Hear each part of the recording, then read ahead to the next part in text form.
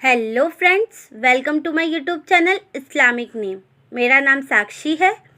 दोस्तों, इस चैनल पे हम आपके नाम से रिलेटेड जानकारी देते हैं, जैसे आपके नाम का मतलब, लकी नंबर, लकी दिन, lucky colour, lucky stone, lucky metals.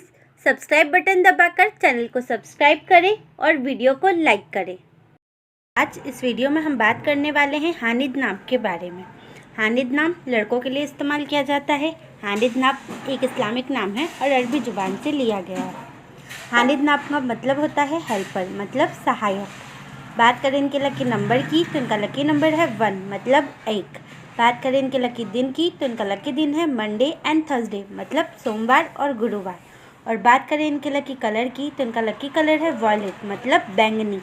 बात करें इनके लकी स्टोन की तो इनका लकी स्टोन है पेरीडॉट। पेरीडॉट का मतलब होता है मनी स्टोन। पेरीडॉट हरे रंग का काफ़ी सुंदर और चमकीला रत्न होता है। लकी मेटल्स की बात करें तो इनका लकी मेटल है आयरन एंड कॉपर, मतलब लोहा और तांबा। अगर आपका नाम हानिद है तो कमेंट बॉक्स पर अपना नाम ज़रूर लिखें। ये जानकारी अगर आपको अच्छी लगी हो तो हमारे चैनल को सब्सक्राइब करें और वीडियो को लाइक करें।